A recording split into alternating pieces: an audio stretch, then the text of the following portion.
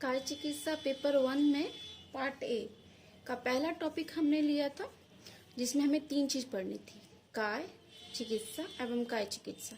तो काय हम लोग पढ़ चुके हैं। अब हम लोग स्टार्ट करेंगे चिकित्सा, सेकंड चिकित्सा स्टार्ट करेंगे।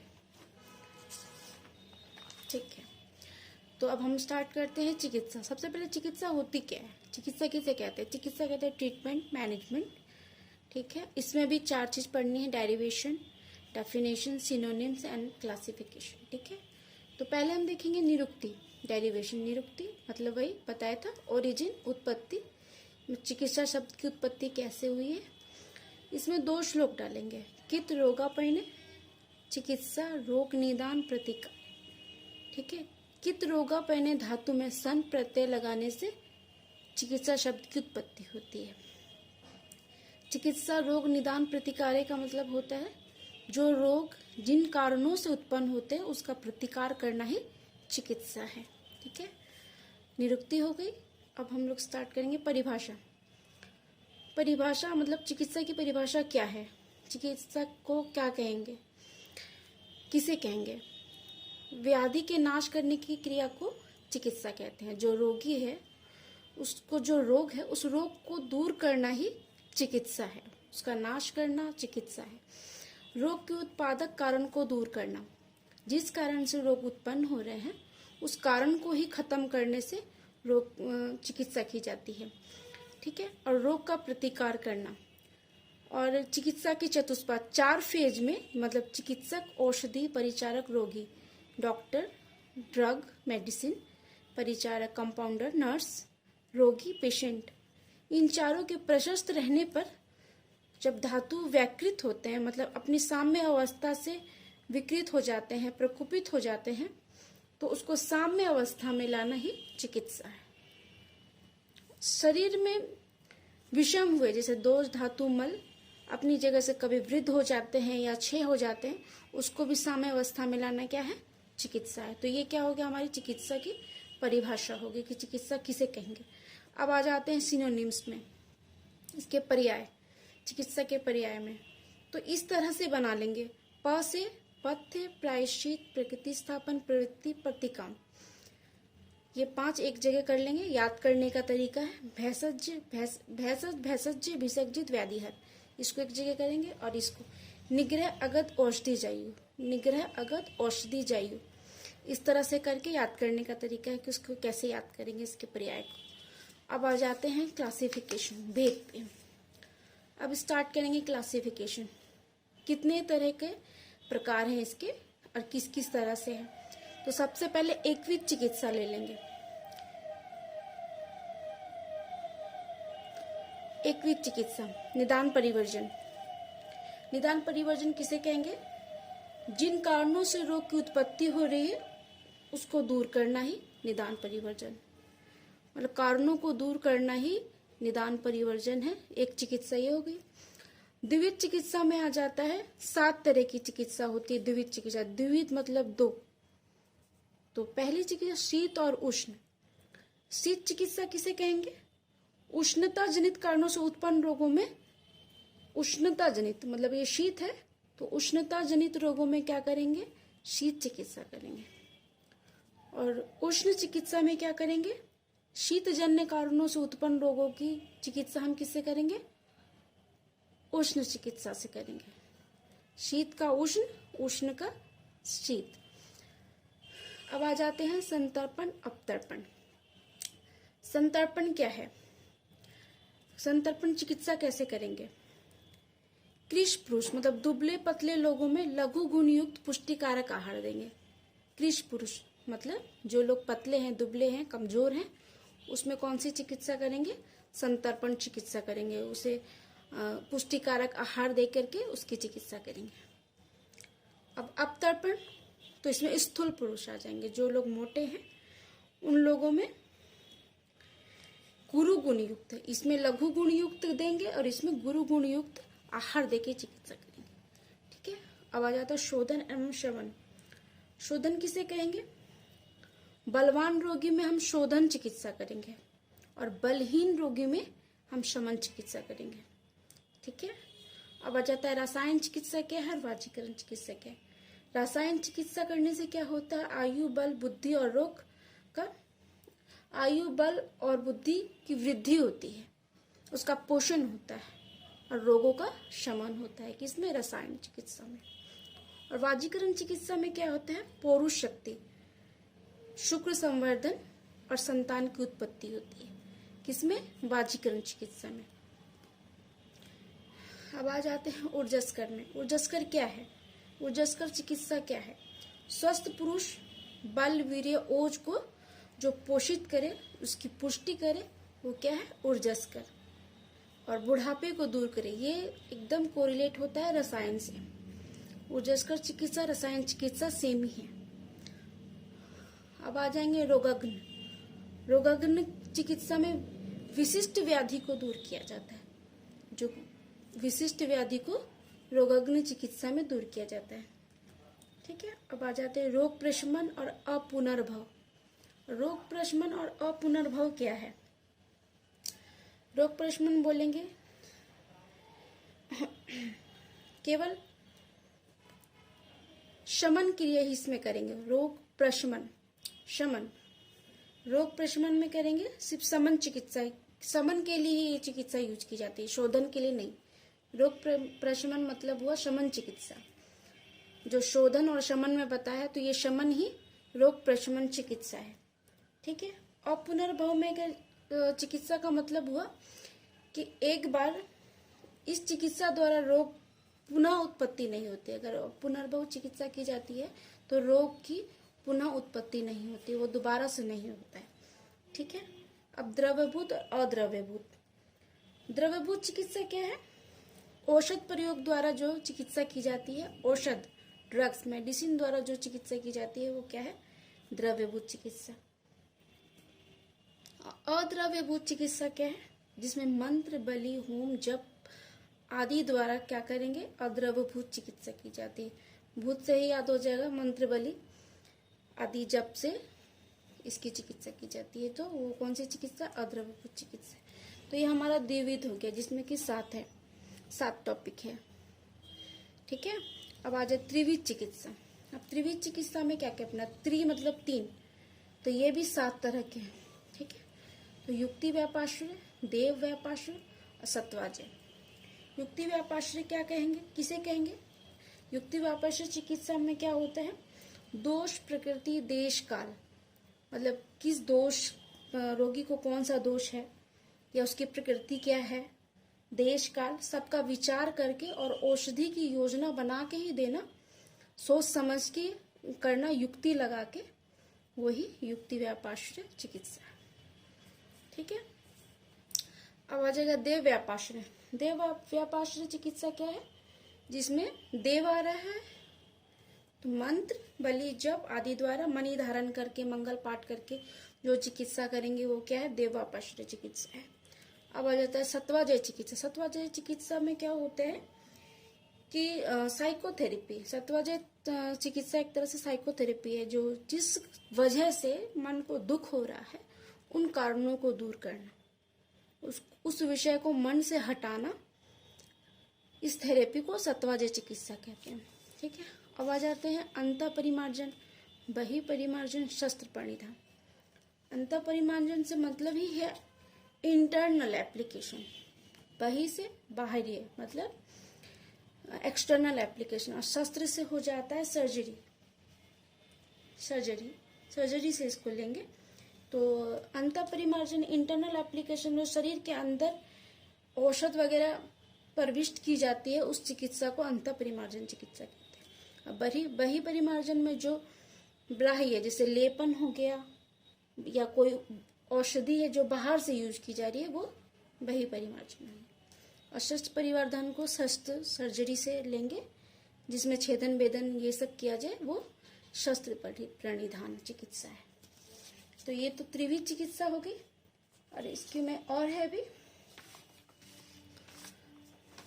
7 है, क्योंकि त्रिविध चिकित्सा में 7 है, ठीक है। तो अभी 2 हुआ है, तो तीसरे में आता है आसुरी मानुषी देवी।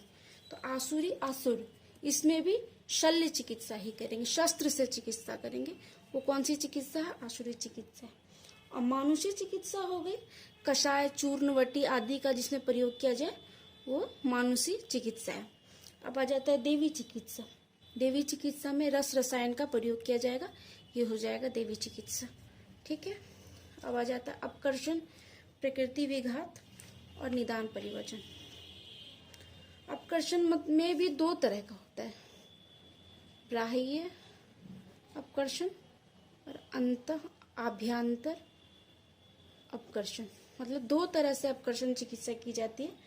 बाह्य में जैसे हो गया बाह्य में हो गया कृमि, ग्रंथि, अर्बुद द्वारा, शल्य द्वारा, सर्जरी द्वारा जो बाहर से निकाला जाए, वो बाह्य अपकर्षण है। आभ्यंतर इंटरनली, जैसे दीपन, पाचन, पंचकर्मों द्वारा जिसको बाहर किया जाए, वमन विरेचन द्वारा शरीर को शुद्ध किया जाए, वो आभ्यंतर अपकर्षण है। अब आ जाता है प्रकृति विघात। प्रकृति विघात भी दो तरह से है, बाह्य और आभ्यंतर। ये भी एक्सटर्नल और इंटरनल एप्लीकेशन से यूज होता है प्रकृति विघात। तो इसके बाहरी में लेप आलेप का यूज करेंगे और इंटरनल में दीपन, पाचन, संशमन ये सब यूज करेंगे। इसमें बाहरी में यूज किया गया था ग्रंथि, अर्बुद ये, और इंटरनल में यूज किया गया था पंचकर्म, वमन, विरेचन। और इसके बाहरी में हम लोग यूज किए लेपन, आलेपन, और इसके आभ्यंतर में यूज किया गया है दीपन, पाचन, संशमन आदि चिकित्सा। निदान परिवर्जन तो बताया ही है। निदान मतलब कारणों को दूर करना ही निदान परिवर्जन है, जिन कारणों से रोग उत्पन्न हो रहा है। अब आ जाते हैं लंघन, लंघन पाचन और दोषावसेचन। तो अब लंघन क्या है? जैसे अल्प बल वाले या अल्प दोष वाले दोष युक्त में क्या करेंगे? लंघन क्रिया करेंगे। ठीक है, जिससे जठराग्नि प्रदीप्त हो, और लंघन चिकित्सा करेंगे। और लंघन पाचन मतलब जिसमें मध्यम बल, मध्यम दोष हो, उसमें लंघन और पाचन दोनों चिकित्सा करेंगे। ठीक है। और दोषावसेचन चिकित्सा करेंगे जब दोष अधिक बढ़ा हुआ हो और रोगी बलवान हो, तो उसमें संशोधन द्वारा चिकित्सा, मतलब संशोधन द्वारा दोषों को बाहर करेंगे। ठीक है, इस चिकित्सा में ये किया जाता है। अब आ जाता है हेतु विपरीत, व्याधि विपरीत, उभयार्थकारी। ठीक है, ये आगे भी पढ़ना है तो इसको अच्छे से समझ लेना है। हेतु मतलब होता है कारण, निदान। निदान विपरीत, जिन कारणों से रोग उत्पन्न हो रहा है उसके विपरीत चिकित्सा करेंगे। जैसे गुरु है तो रुक्ष चिकित्सा करेंगे। स्निग्ध है तो, गुरु है तो लघु चिकित्सा करेंगे, और स्निग्ध है तो रुक्ष चिकित्सा करेंगे। ठीक है, इस तरह से विपरीत, कारणों के विपरीत। और व्याधि विपरीत मतलब व्याधि मतलब रोग, रोग के विपरीत चिकित्सा करेंगे। जो रोग है उसके विपरीत हम चिकित्सा करेंगे। ठीक है। और उभयार्थकारी मतलब हो गया दोनों, हेतु और व्याधि, मतलब निदान और रोग दोनों के विपरीत हम चिकित्सा करेंगे। तो वो कौन सी चिकित्सा हो गया? उभयार्थकारी चिकित्सा। उभय मतलब होता है हेतु व्याधि दोनों आ जाएगा इसमें, हेतु व्याधि। ये हमारा हो गया। अब हम पढ़ेंगे हेतु विपरीत, तो समझ में आ गया। इसके कारण के विपरीत चिकित्सा करेंगे। और व्याधि विपरीत में जैसे अतिसार या रक्तस्राव, तो इसमें क्या करेंगे? स्तंभन चिकित्सा करेंगे। तो व्याधि के विपरीत हो गया, जैसे वेसोडाइलेटर तो वेसो कॉन्स्ट्रिक्शन मेडिसिन देंगे। रक्तस्राव हो रहा है, अतिसार है, तो उसको रोकेंगे, तो विपरीत हो गई उसकी चिकित्सा। ये व्याधि विपरीत चिकित्सा हो गया। तो व्यार्थ में दोनों आ जाएगा, हेतु और व्याधि दोनों आ जाएगा। ठीक है। अब आ जाते हैं चतुर्विध चिकित्सा में। चतुर्विध चिकित्सा में 3 तरह के हैं। तो पहला आ जाता है, इसे आदर्श चिकित्सा भी बोलते हैं।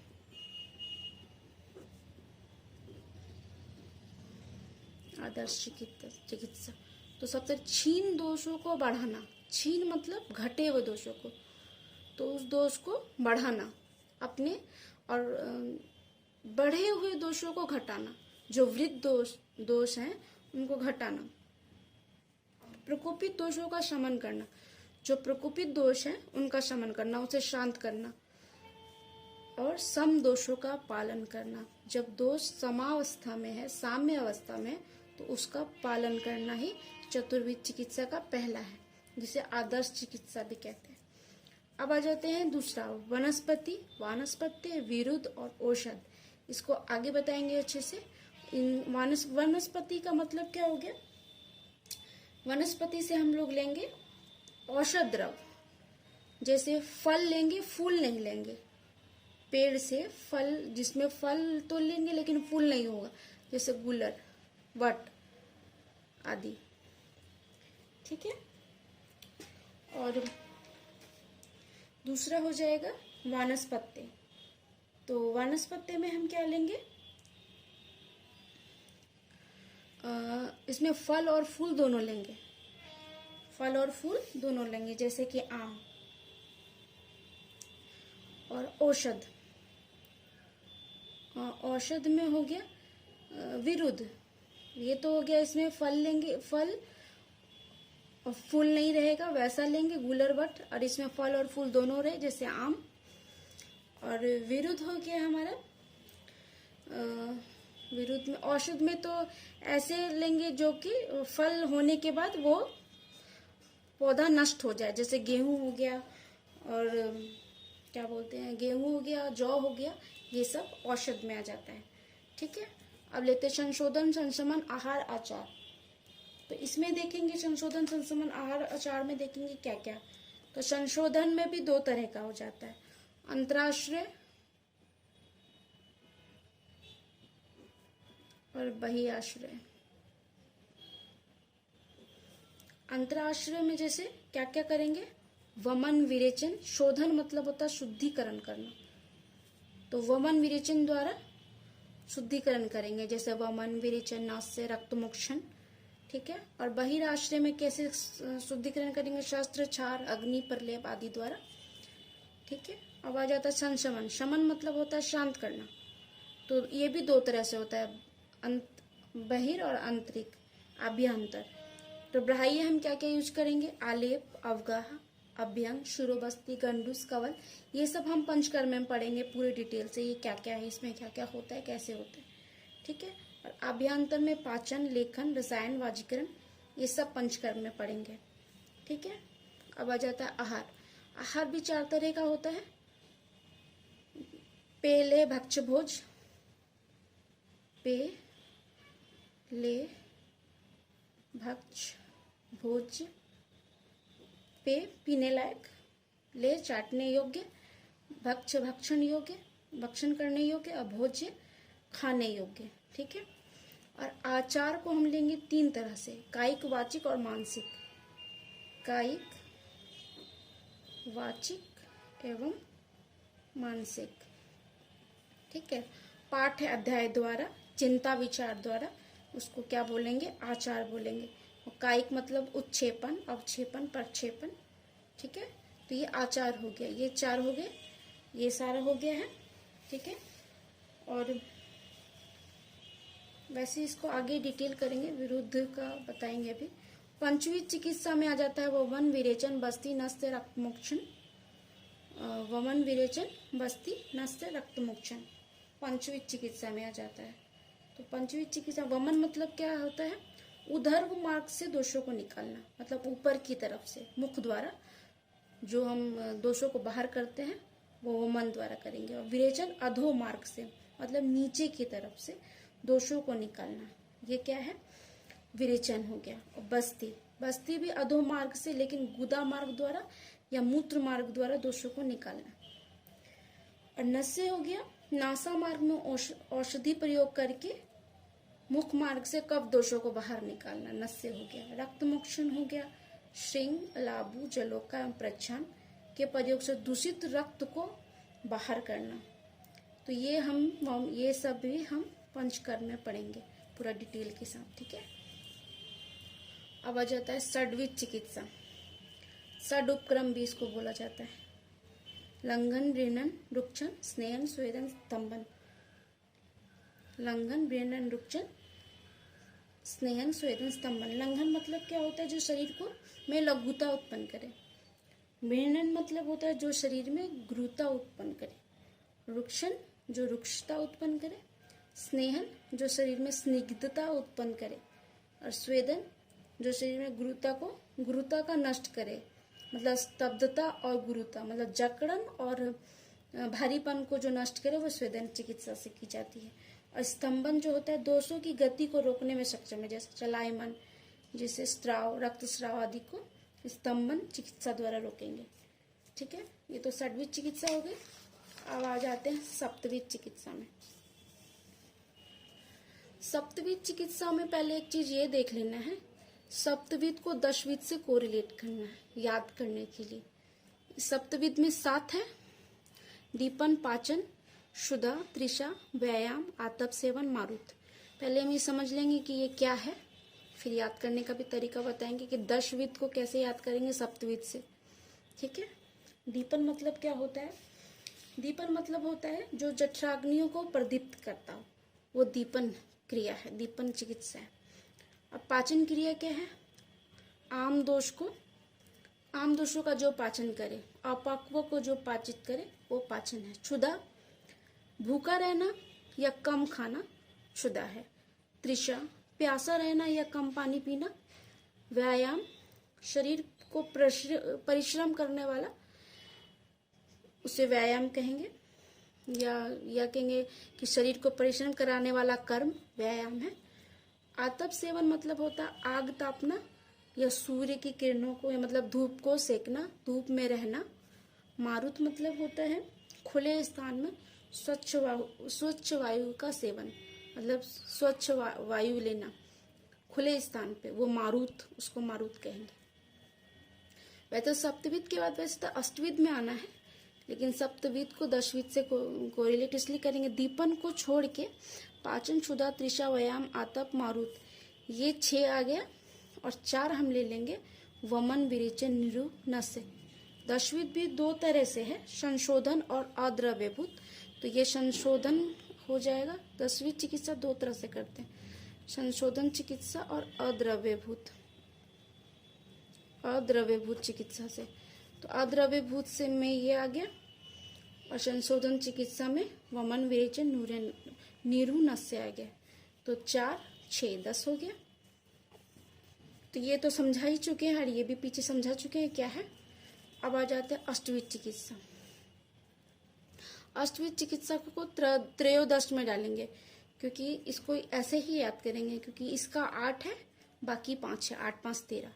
तो दोनों को एक जगह इसलिए रखा है ताकि याद करने में दिक्कत ना। ठीक है, और ये अष्टविध चिकित्सा जो है हमें शल्य तंत्र में भी पढ़ना है, ये सब पढ़ना है शल्य तंत्र में, उसमें अच्छे से बताएंगे। अभी यहाँ पे बता देते हैं कि ये क्या क्या है। ठीक है, अष्टवेद में छेदन का मतलब होता है काट कर हटाना, जैसे अर्श, भगंदर। छेदन मतलब एक्सीजन। अब भेदन मतलब होता है इंसीजन, चीड़ फाड़ करना, जैसे वुंड, वर्न, पक को भेदन करना। ठीक है, लेखन का मतलब होता है खुरचना, जैसे रोहिणी, क्लास आदि। ठीक है, वेधन का मतलब होता है छेद करना, और एशन का मतलब होता है खोजना, शलाका द्वारा नाड़ी वर्ण को ढूंढना, एशन का मतलब। और आहरण का मतलब होता है खींच कर निकालना। आहरण का मतलब होता है खींच कर निकालना, मतलब मूट गर्भ। मूट गर्भ जैसे ब्रीच प्रेजेंटेशन। विस्त्रावन किसे कहेंगे? विस्त्रावन कहेंगे बहाना, पस या पूल और रक्तस्राव, पूल और दूषित रक्तस्राव को बाहर करना ही विस्त्रावन है। सीवन मतलब टाँका देना, स्टिचिंग। ठीक है, तो ये डाल देंगे इसमें। 8 है ये, 8 और 5 में आ जाएगा दहन कर्म, उत्पाटन, पट्टी बंधन, कुट्टन, मंथन, ग्रहण। ये सब शल्य तंत्र में बहुत अच्छे से पढ़ना है। ठीक है, अब आ जाते हैं अष्टादश। अष्टादश का मतलब होता है 18। अब इसको याद करने, हेतु, व्याधि, उभय बता चुके हैं, और अब अष्टादश को याद कैसे करेंगे, 18 कैसे बनाएंगे उसको बताते हैं। हेतु विपरीत, व्याधि विपरीत, उभय विपरीत, ये 3 है। और हेतु विपरीतार्थकारी, व्याधि विपरीतार्थकारी और उभय विपरीतार्थकारी। ठीक है, ये हो गया हेतु विपरीत, व्याधि विपरीत, उभय विपरीत। फिर हेतु व्याधि उभय, हेतु व्याधि उभय, यहाँ पे विपरीत है तो यहाँ पे क्या हो गया, विपरीतार्थकारी, विपरीतार्थकारी, विपरीतार्थकारी। तो औषध अन्य विहार, इन तीनों को जोड़ करके बन जाएगा औषध अन्य विहार। तो औषध हेतु विपरीत औषध, हेतु विपरीत अन्न, हेतु विपरीत विहार, 3 हो गया।